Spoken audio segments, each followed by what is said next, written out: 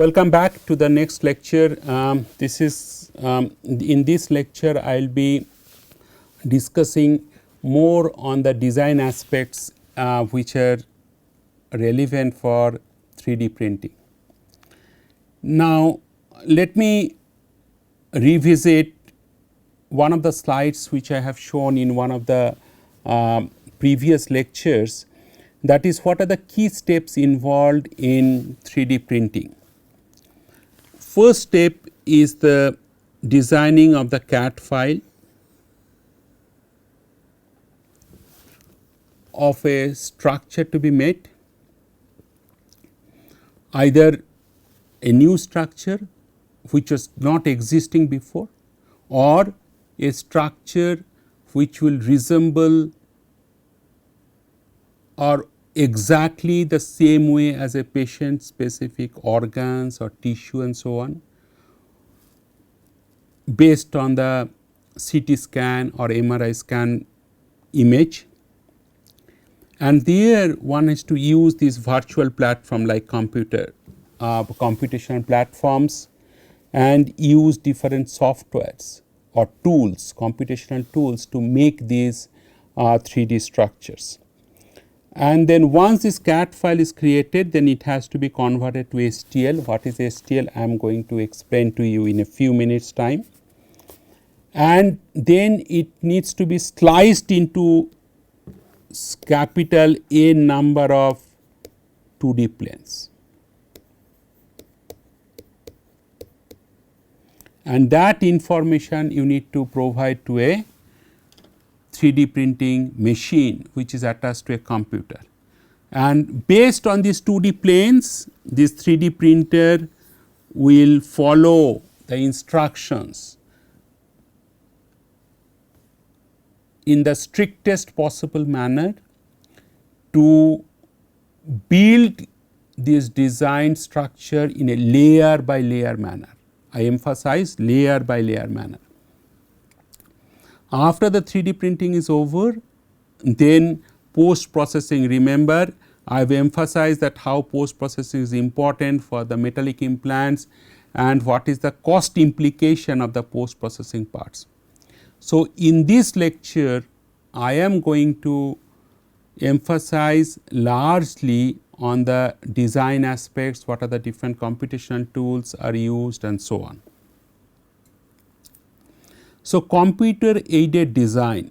So, what is the definition of computer aided design? It is the application of specific software platform used on computers, and in modern days we use workstations in many research labs for the creation, modification, analysis and optimization.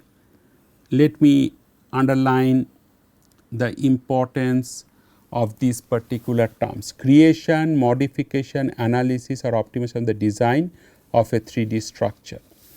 CAD output is often in the form of electronic files for print, machining or other operations. In some of the slides in this lecture as well as previous lectures, you have come across the file format called STL. STL essentially stands for Standard Triangle Language. So, Standard Triangle Language means it describes a raw unstructured triangulated surface by the unit normal and vertices. And it also follows the construction of STL file follows a specific rule. There are certain thumb rules which I am going to explain to you in the next few slides, of the triangles using 3D Cartesian coordinate system, that means x, y, z. So, each triangle will be described by the vertices by x, y, z coordinates. Each triangle will be described by unit normal vector, and also it is a raw unstructured triangulated surface. In the conventional manufacturing like CNC manufacturing, which is used in the conventional manufacturing, we use a different code, it is called G code. G code essentially is a programming language used mainly in computer manufacturing to control automated machine tools. So, people have been using G code in CNC machine for ages now. Now, just to show you that how this STL file format that works. Now, if you look at this is the kind of femoral stem. So, femoral stem of a patient. Now, this is the natural femoral stem, okay, and this is the natural femoral stem. So, one part has been zoomed here. This part, how to construct the design. Basically, you can see that this part has been constructed. So, I zoomed you for better clarity. Now, what you see here, this part when it is zoomed, you can see that this part can be described by capital N number of small triangles, right. And then how these small triangles are being described? They are being described by their corresponding vertices in the Cartesian coordinates, and these Cartesian coordinates are being mentioned like what is the 64th elements, what is the 65 elements, z is equal to minus 0.5, what is that in 70 elements x value, y value is there. In all these cases this has been mentioned like that. Now, what is the AM process flow? That what is the 3D CAD modeling? Then you get CAD or standard triangle language, that is STL interface, and then you have this conversion of part geometry, creation of the prototype, and you have also the auxiliary components. Now, if you look at this cup can be reconstructed by use or this total structure of the CAD, this total structure of the cup can be represented by this STL file, and this STL file contains numerous small triangles, and this must follow certain rules. I am going to that in the next couple of slides. This STL file then is exported to the machine, and then machine follows the information content in the STL file that will print. So, STL file format is geolithography. This format describes the surface geometry of a virtual 3-dimensional object. Central concept is the surface tiling or tessellation.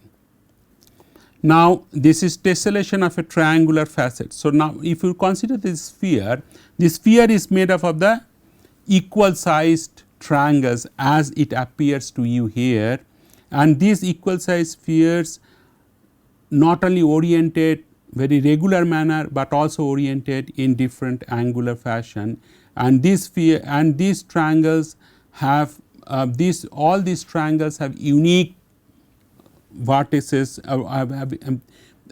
are characterized by vertices with unique coordinates. So, if you look at this particular cube here, this cube also can be constructed by using different triangles, and you can see this base of this cube, it can be constructed using 2 triangles. So, every face of this cube can be described by 2 triangles. So, a cube has a 6 face. So, therefore, total triangle would be around 12 triangles. But then there is also different lines are there. So, that has been mentioned here in this particular slide. Now, these particular structures which I am showing here, this structure, this is a more complex structure. So, this is a very regular structure like cube or sphere, and this is a more complex structure, and this complex structure also can be described by numerous small triangles. So, what is the message that I am going to send across? So, if you decrease the size of the triangle or finer the triangles, more closer that you will reach towards the reality of that structure to be designed. So, for example, if capital N is 10,000 such triangles, Now, if you reduce it to capital N is equal to 15,000 these triangles, now this structure can be more closely resembled. So, that is the message. In terms of this thumb rules or how to construct the STL file format, one is a vertex rule. Each triangle must share 2 vertices with its neighboring triangles. These particular things why I have put a cross, because these vertices is essentially, so this is one triangle, this is second triangle, this is third triangle. So, this is wrongly constructed, but however, these particular vertices, this particular construct is correct, that is why I have put a right marks. Orientation rule. I have mentioned that each vertices will have unique 3D Cartesian coordinates, and this unit normal of this particular triangle always to be directed outwards. All positive octant rule, the coordinates of the triangles, the coordinates of the triangle vertices must be all positive. X, Y, Z, the way it has been mentioned, X, this is Y and this is Z. So, all these all positive octant chord rules must be followed. So, these are the 3 specific rules that must be followed while constructing the STL file. Now, what are the computational platforms which are used for CAD designs? For engineering structures, it is the SolidWorks, AutoCAD, Autodesk Fusion, Rhinoceros 3D, NTOP. I believe that AutoCAD and Autodesk Fusion were taught in other relevant NPTEL courses related to additive manufacturing. I will mention little bit more details about the SolidWorks, Rhino and NTOP. For the biomedical implant designing, there are 2 platforms are there, Mimics and Thematics. So, in the next 5 slides, I am going to give you some of the salient or characteristic features of these 5 computational platforms. First one is SolidWorks. This software platform, these are used on computers or workstations, again for the creation, modification, analysis and so on. So, it creates complex assemblies by combining individual parts, which is essential for additive manufacturing. SolidWorks offers tools for topology optimization. I said that 3D printing essentially used for parts with complex geometry, complex topology, which help in reducing material wastage. That is important. A key advantage is additive manufacturing. The software simulation and optimization tools help in refining designs before printing and reducing trial and error. SolidWorks simulation provides 3D models for finite element analysis. So, SolidWorks build the model which can be exported to finite element platforms like ANSYS for example, and which are essentially used to analyze the mechanical properties of the materials. So, in a nutshell, what I am going to emphasize that SolidWorks is not only used to create the design for additive manufacturing, but also used to create designs for finite element analysis, for example, to analyze the mechanical properties, the stress distribution, the deformation and fatigue properties under various loading conditions, right. There is another platform is called Rhinoceros. It is also known as Rhino by the users community. It is another powerful software and it is used for designing 3D models for additive manufacturing and for medical implants. This is versatile and can handle both simple and complex designs from organic shapes to mechanical parts. Rhino supports a wide range of file formats, standard triangular language, object file, STEP stands for standard for the exchange of product data. STEP file often is used for the conventional manufacturing processes. Once you make the STEP file, you give it to the CNC machine. CNC machines will follow the G code which is contained in the STEP file, and then they will essentially make these implants. IGS format, initial graphics exchange specification, to ensure the compatibility with various 3D printers and other CAD/CAM softwares. Specifically, Rhino can export models in STL format, the standard format for 3D printing, ensuring that the designs can be directly used in the 3D printing workflows. So, this is another computational platform. So, first one I have mentioned SolidWorks, second one is a Rhinoceros. Third one is NTOP. Now, NTOP is also used for the digital models, intricate lattice structures. Now, this lattice structures design is very important for many of the orthopedic implants, and I am going to show later in some of the case studies that how it is useful. This platform uses mathematical fields to control geometry, enabling highly customized and functional designs that can adapt to specific performance requirements. It is again used for topology optimization and to reduce material uses, and it allows designs to incorporate material properties directly into the design process, so that specific performance criteria can be met. It allows for rapid iteration and for the development of complex geometries. So, all these softwares must have some common attributes. These common attributes indicate, these common attributes include that they should be able to create digital models. These models must be complex in nature, and this software must allow the rapid iteration for the design modification as well.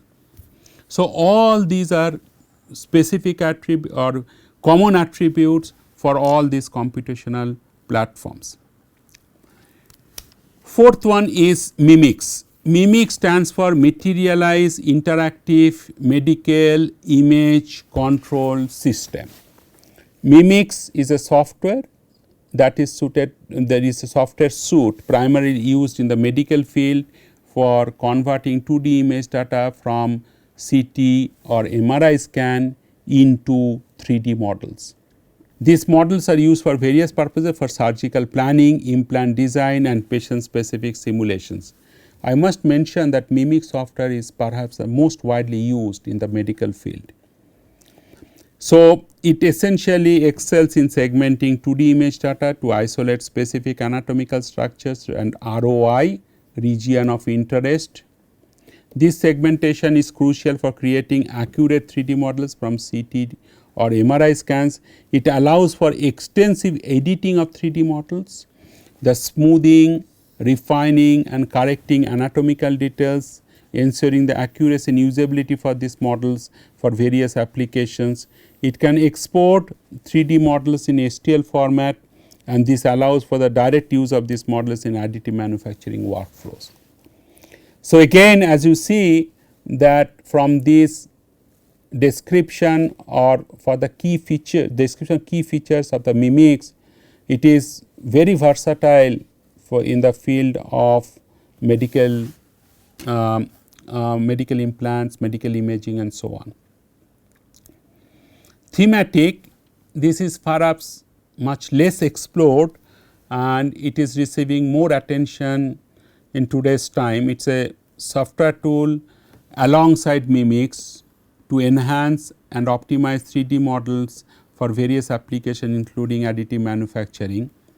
It is a powerful tool for repairing and refining meshes, ensuring that 3D models are watertight and free of error, and for crucial for successful 3D printing. To improve the functionality or aesthetics of a part and creating porous structure for biomedical applications. It provides tools for precise mesh editing, repair, ensuring high quality and printable 3D models, and for applications for medical device design and industrial product development.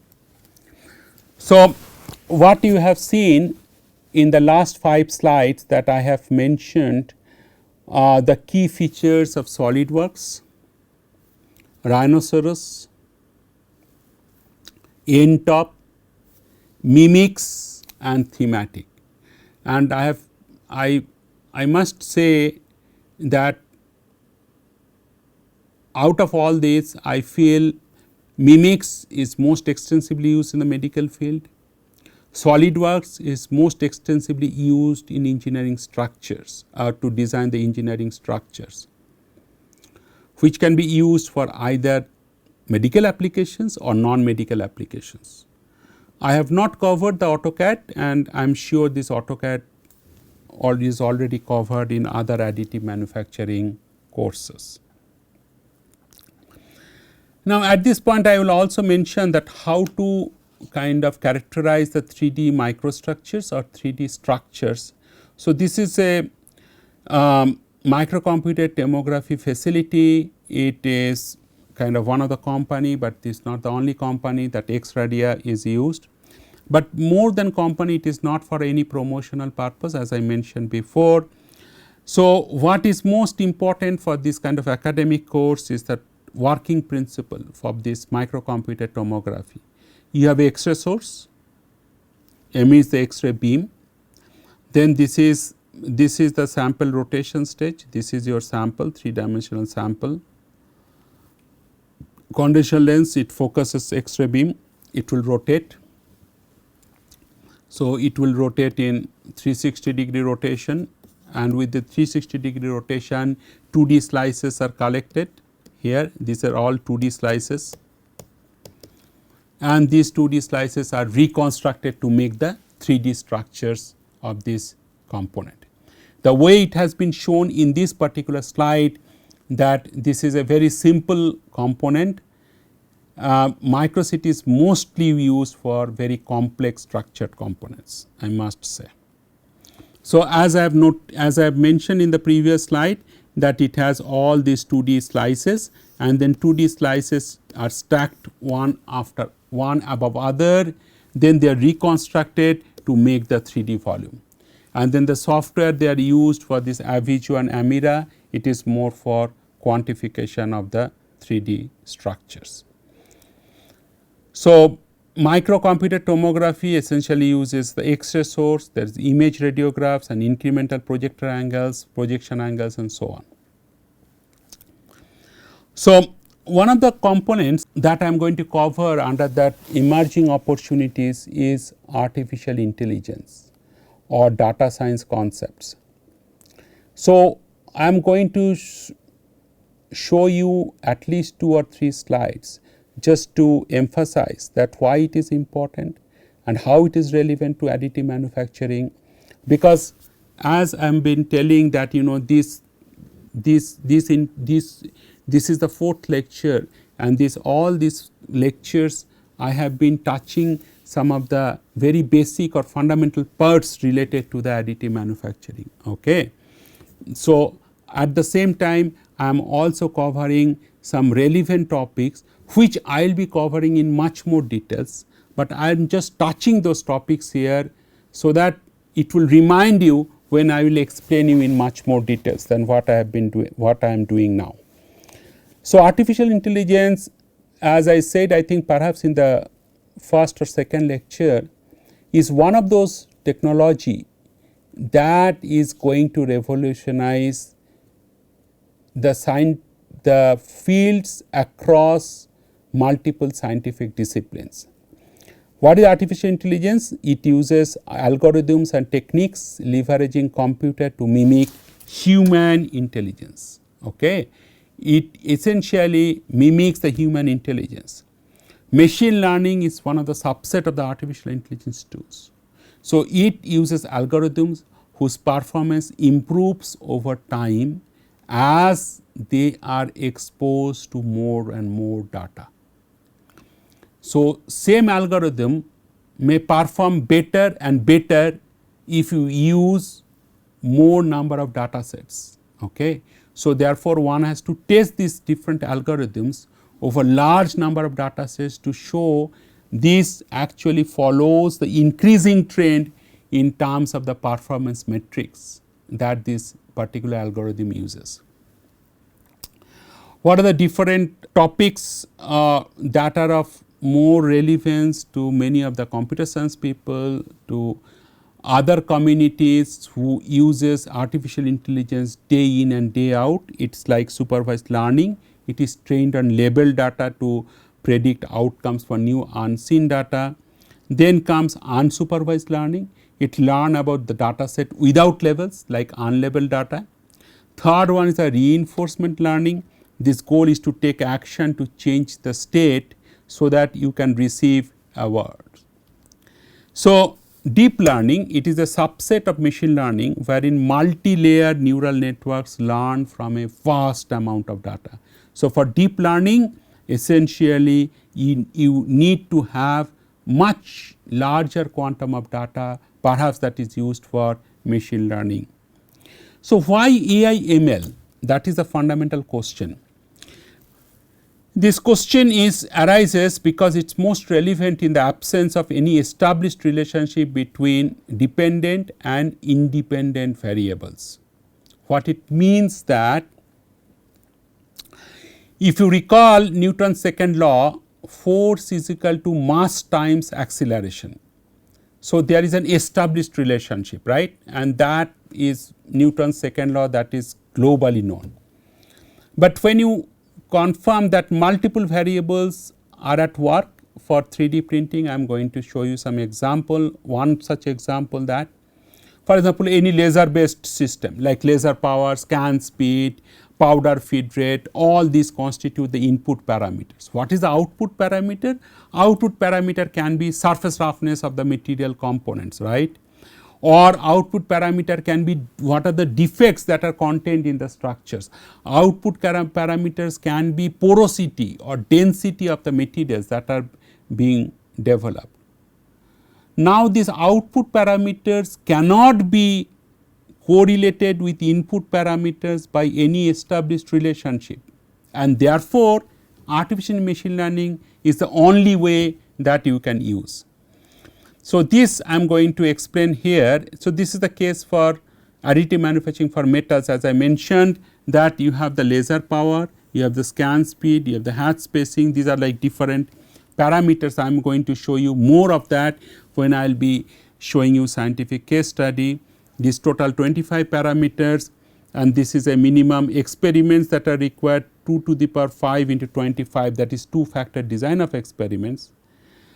And if you look at the time, the line that is used, powder handling, maintenance, printing hours, total downtime, for every machine. So, total time for kind of all these things is 70 to 100 hours, huge cost is involved. So, machine learning can induce these particular parameter space and also trial and error experiments and also improve the quality. It also allows you the prediction of processing structure or structure property correlations in the materials. So, this is one of the things that I am going to explain to you in almost towards the end few lectures of this, last few lectures of this course, that how artificial intelligence and machine learning can be adapted or can be very useful in accelerating the additive manufacturing as a scalable, faster manufacturing route in industries. Industry still or additive manufacturing industries has to gear up to take or to absorb some of the newer advances in this field, and therefore, we need to educate the next generation researchers who want to pursue the additive manufacturing in that profession with the necessary concepts and ideas of artificial intelligence, machine learning. Remember, it sounds more like computer science based topic, but I will try to explain in the most simplest form with lot of examples for you to appreciate that how how artificial machine learning can be used and has been used with good predictability in the field of IT manufacturing. Thank you. I will come back to you in the next lecture.